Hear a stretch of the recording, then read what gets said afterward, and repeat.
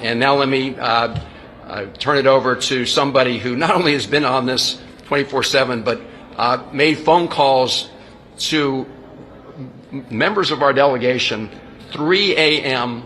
as soon as he heard the news of this disaster.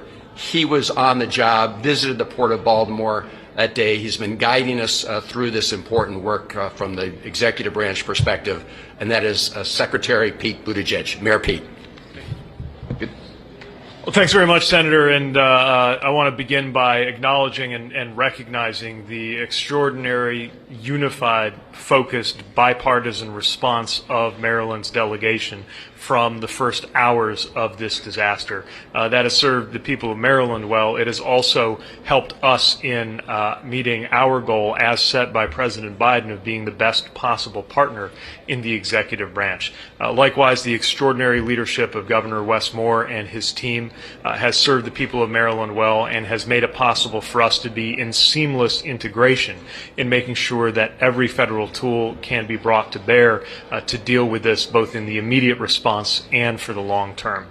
President Biden has had the same message internally to the executive branch that he has had externally to the public, the delegation, and the people of Maryland, which is to use every tool at our disposal to make sure that we help Baltimore and Maryland recover stronger than ever before. Much of that has been led by sister agencies like the Coast Guard, Army Corps of Engineers, and others. From a U.S. Department of Transportation perspective, that's focused on 4 major lines of effort: helping Maryland reopen the port, dealing with supply chain implications until the port is reopened, helping Maryland to reopen and rebuild the bridge, and dealing with the surface transportation implications in the meantime.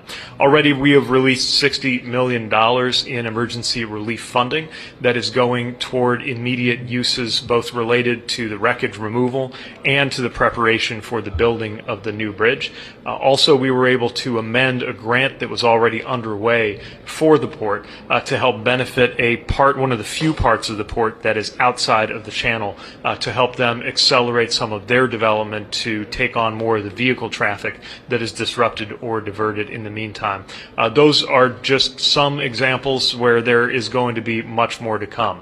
In order to continue that work, we will need to make sure that the emergency relief fund is at a healthy level, something that the delegation has expressed its determination to make sure happens, and that we certainly hope and expect will be a bipartisan goal. On the authorization side, as was mentioned earlier, getting to 100% to make sure that the letter of the law makes possible the President's commitment and intention, which is that this will be 100% supported federally. That is, of course, including the awareness that there may be private parties held liable for this. It is our expectation that the federal taxpayer will be made whole, but we do not want that to get in the way. That is why whatever insurance, litigation, and other related processes play out, we are not going to wait for them to play out to make sure these dollars are getting to where they need to be, and where they need to be is helping the people of Maryland rebuild right now. We will stand ready, as the President has directed, from the first hours for as long as it takes, and we're again thankful and admiring of the partnership of everybody who has come to step up and support this effort at every level. With that, let me turn it to a member of the House of Representatives whose district is most impacted, though clearly every district in Maryland and so many places beyond Maryland have been impacted. But we have had a great partner in Representative Kwesi Mfume. Representative.